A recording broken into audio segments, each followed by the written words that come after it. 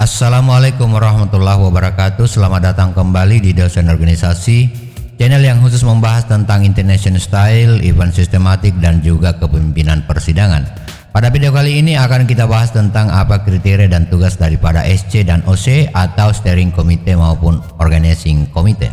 Dalam kegiatan organisasi berupa event, terdapat Steering Committee dan Organizing Committee. Pengertian keduanya silahkan tonton pada konten yang lain dalam playlist daripada channel ini. Dua kata ini sangat akrab bagi para pelajar, terutama bagi mahasiswa, ketika akan digelar MUBES maupun kongres untuk pemilihan ketua himpunan, badan eksekutif mahasiswa, ormas, dan organisasi politik kepartaian. Atau penyebutan lazimnya adalah organisasi intra dan ekstra kampus tersebut. Bagaimana peran dan tugas dari SC dan OC?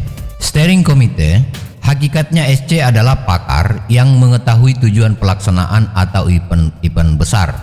SC harus smart, kemudian adaptable, kemudian memiliki kemampuan mengawasi, diplomat, decision maker, dan otak dari event pada kegiatan itu tiada lain adalah Steering Committee. Kenapa SC harus smart? Karena dengan kecerdasan yang mereka miliki itu mampu untuk membuat berbagai draft, berbagai hal penting yang berhubungan dengan proses pelaksanaan event yang akan dilaksanakan. Kemudian berikutnya adalah harus memiliki kemampuan adaptable. Adaptable yang dimaksud di sini adalah kemampuan mengadaptasikan diri, kemampuan untuk menyesuaikan diri, kemampuan untuk menempatkan diri dalam situasi perbedaan pendapat di antara para peserta yang terjadi dalam ruangan, sehingga adaptable di sini adalah mampu untuk memposisikan diri sekaligus juga untuk mendinginkan daripada kondisi dan suasana persidangan. Yang tidak kalah penting bagi seorang SC adalah mengawasi. Mengawasi yang dimaksud di sini memiliki kemampuan untuk mengontrol daripada jalannya persidangan, jalannya proses persidangan mulai daripada pembukaan hingga penutupan. Yang berikutnya, seorang diplomat yang dimaksud adalah memiliki kemampuan lobby ke berbagai pihak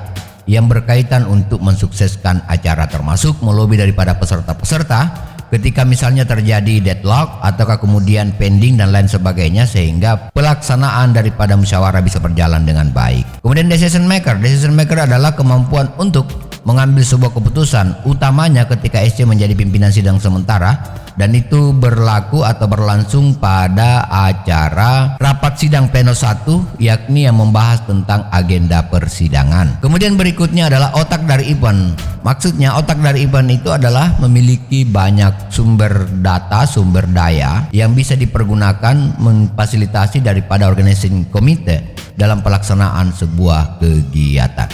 Kemudian yang berikutnya, organizing committee harus memiliki yakni sebagai eksekutor, eksekutif kepanitiaan, execution manager, dan protect membership. Eksekutor di sini adalah melaksanakan daripada kegiatan-kegiatan yang telah terencana oleh Steering Committee.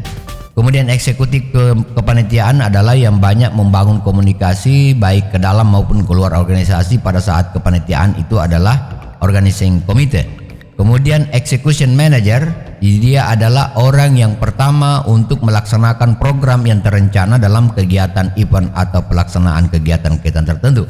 Kemudian yang tidak kalah penting daripada seorang OC adalah memprotek daripada keanggotaan, mengamankan daripada keanggotaan dalam artian memberikan rasa aman bagi mereka para peserta dalam melaksanakan kegiatan yang akan direncanakan. Berikut beberapa tugas atau job description atau merupakan kegiatan utama yang harus dimiliki oleh Steering Committee dengan tugas dan kewenangan dalam hal-hal berkaitan dengan materi pokok kegiatan atau kegiatan yang akan dilaksanakan. Beberapa tugasnya diantaranya adalah 1. Mewarnai dan membentuk alur acara. Mewarnai dan membentuk alur acara di sini adalah yang biasanya memiliki ide untuk penentuan tema daripada acara, itu adalah Steering Committee. Kemudian yang menentukan alur dari mana ke mana dalam acara tersebut itu adalah merupakan Steering Committee. Yang berikutnya yang merupakan tugas daripada Steering Committee adalah menemukan personil tepat organizing committee dan mengarahkannya. Jadi proses penentuan panitia pelaksana itu biasa ditentukan oleh SC untuk mengetahui bahwa orang-orang seperti ini yang memiliki kapasitas dan capable untuk menjadi panitia pelaksana. Kenapa? Karena sekali lagi steering committee itu memiliki kemampuan untuk smart atau cerdas dalam melihat berbagai hal termasuk penentuan komposisi kepanitiaan. Yang ketiga, menemukan tema dan kemasan kegiatan yang akan diselenggarakan. Menemukan tema dan kemasannya itu adalah termasuk tentang alur, termasuk dia mencoba untuk mengetahui bahwa posisi duduk seperti ini, rancangannya seperti ini, kemudian posisi lighting seperti ini, posisi sound system seperti ini. Itu semua ada dalam pikiran yang dimiliki oleh steering committee untuk mengatur kemasan daripada pelaksanaan kegiatan. Dan yang berikutnya adalah memimpin dan mengarahkan OC. Tentunya SC memiliki kewenangan untuk memimpin dan mengarahkan OC, tapi memimpin dan mengarahkan OC yang dimaksud di sini adalah dalam proses rapat, kemudian mengarahkan bagaimana kemudian OC itu menjalankan protap organisasi dalam eksekusi kegiatan atau event yang akan direncanakan. Yang berikutnya, memberi solusi OC dan kendala panitia termasuk pengarah. Jadi, memberikan solusi itu adalah ketika misalnya panitia mengalami kendala menghubungi si A, si B misalnya, ataukah kemudian ada kendala yang dirasakan oleh panitia tentang pelaksanaan kegiatan, misalnya keamanan yang tidak terjamin dengan baik, maka SC akan memberikan solusi dan saran kepada OC untuk kemudian menghindari daripada kendala-kendala tersebut atau untuk menjawab daripada kendala tersebut agar tidak menghambat daripada proses pelaksanaan kegiatan. Yang berikutnya, membangun komunikasi lintas organisasi terkait. Membangun komunikasi itu adalah di mana untuk menjamin daripada suksesnya acara tentunya tidak bisa berjalan dengan sendiri, tapi membutuhkan daripada organisasi yang lain yang akan berkontribusi dalam pelaksanaan sebuah kegiatan. Maka tugas daripada steering committee adalah membangun komunikasi dengan organisasi luar. Yang berikutnya adalah membantu OC dalam mencari sumber dana. Tentu steering committee harus memiliki kemampuan untuk mengetahui kantong-kantong sumber dana yang bisa dikomunikasikan untuk mendapatkan tambahan pembiayaan. Dan yang berikutnya, mengkomunikasikan perkembangan kegiatan kepada owner atau pimpinan organisasi. SC memiliki keharusan untuk membangun komunikasi dengan pimpinan organisasi, meskipun pimpinan organisasi tersebut akan demisioner, tetapi pengurus-pengurus organisasi yang penting itu perlu mendapatkan informasi detail dari pelaksanaan kegiatan acara melalui steering committee. Meskipun sebenarnya laporan ini juga bisa dilakukan langsung oleh OC. Yang berikutnya, melakukan rapat di antara para steering committee, melakukan rapat internal tentunya untuk mengetahui daripada draft atau perkembangan kegiatan yang akan dilaksanakan serta kekurangan-kekurangan yang ada. Kemudian berikutnya adalah memantau dan melakukan evaluasi khusus yang ditujukan pada perbaikan kinerja OC, saya kira jelas. Kemudian bersama ketua dan sekretaris panitia membuat LPJ keseluruhan kegiatan. Dan yang tidak kalah penting daripada SC adalah mengambil alih pimpinan organisasi pada masa demisioner. Pada saat laporan pertanggungjawaban dibuat, biasanya pengurus lama itu dilakukan demisioner. Ketika misalnya demisioner, maka tidak ada pimpinan organisasi yang ada pada saat itu. Maka kemudian tugas daripada SC adalah mengambil alih kepemimpinan sementara organisasi tersebut sampai terbentuknya pengurus baru pada saat pemilihan ketua. Jelas sampai di sini? Kemudian kita lanjut kepada organizing committee. Organizing committee adalah unit kepanitiaan yang mempunyai tanggung jawab atas pelaksanaan kegiatan yang akan dilaksanakan. OC ini juga sering disebut sebagai panitia pelaksana. Sebagai panitia teknis, organizing committee dalam melakukan kegiatannya akan selalu dikawal oleh SC. Berikut ini tugas-tugas yang ada pada seorang OC adalah: pertama, menciptakan polarisasi koordinasi antar bidang dalam kepanitiaan event. Kemudian berikutnya adalah berpartisipasi aktif melaksanakan kegiatan sesuai dengan rencana dan saling memberikan bantuan lintas divisi. Dan yang tidak kalah penting adalah melaporkan perkembangan kerjanya pada rapat-rapat kepanitiaan. Kemudian berikutnya adalah mempertanggungjawabkan segala kegiatan yang telah dan akan dilaksanakan kepada koordinator divisi atau panitia atau ketua panitia pelaksana. Berikut yang merupakan tugas daripada OC adalah menyusun laporan alokasi anggaran di tiap divisi atau dalam bentuk proposal, kemudian mengatur tempat pelaksanaan acara. Yang berikutnya, menjamin keberlangsungan acara. Menjamin keberlangsungan acara itu adalah tidak ada kendala dalam proses pelaksanaan acara, mulai dari proses pembukaan sampai penutupan, termasuk kendala-kendala teknis, kendala-kendala lapangan seperti kekurangan kursi, seperti kekurangan meja, kekurangan pulpen, kekurangan dan lain-lain sebagainya yang berhubungan dengan proses persidangan yang akan dilaksanakan. Tugas panitia adalah menjamin keberlangsungan acara tersebut. Yang berikutnya adalah menjamin keamanan peserta pada lokasi dan boarding.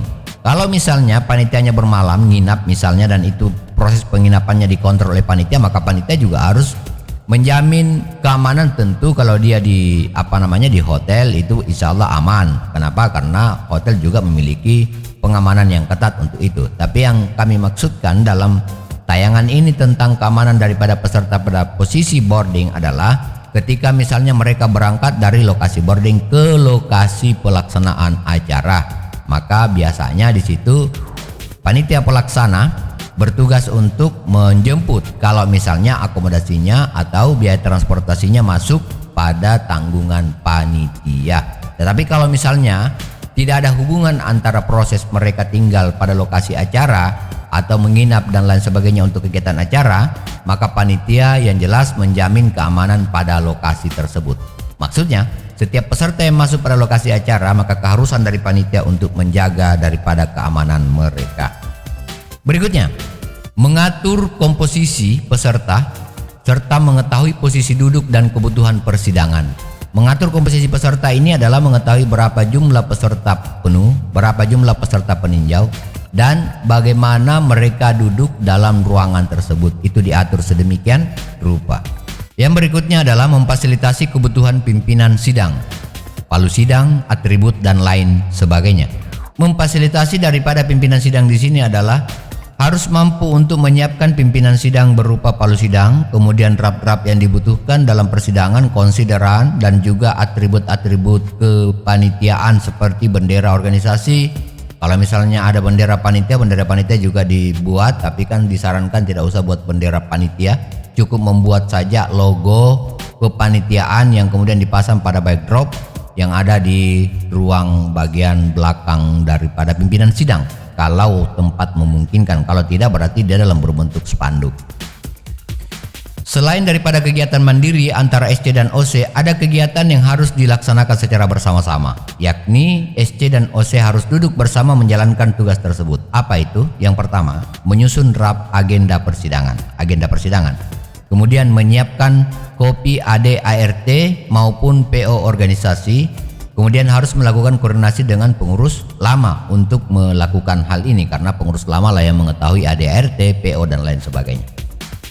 Menentukan lokasi kegiatan. Penentuan lokasi kegiatan yang dimaksud di sini adalah SC dan OC itu berpikir bersama untuk menentukan di mana kira-kira kegiatan ini dilaksanakan. Jangan SC maunya di tempat A, OC maunya di tempat B. Nanti pesertanya malah memilih tempat C. Nggak ketemu jadinya, ya kan? Kemudian menyusun daftar undangan. Itu adalah merupakan tugas bersama antara SC dan OC. Siapa yang mau diundang, kenapa harus diundang, dan siapa yang paling penting untuk diundang. Itu adalah merupakan tugas bersama antara SC dan OC untuk menentukan siapa-siapa mereka yang akan duduk dalam undangan kegiatan tersebut. Yang berikutnya yang harus duduk bersama antara SC dan OC adalah audiens dengan yang berkepentingan. Mau audiens dengan Pak Bupati, mau audiens dengan Pak Gubernur, mau audiens dengan Kapolres, Kapolda, ataukah kemudian Dandim atau Pangdam misalnya. Itu harus duduk bersama antara SC dan OC. Jangan SC saja, jangan OC saja.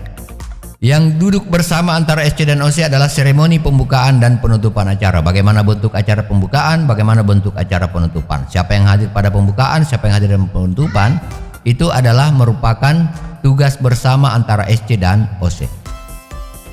SC dan OC harusnya bersikap netral dalam proses pemilihan, akan tetapi kondisi biasanya unsur panitia tersebut terlibat politik praktis dalam kontestasi. Silahkan baca pada konten lain membahas bagaimana cara SC dan OC yang berbahaya dalam persidangan.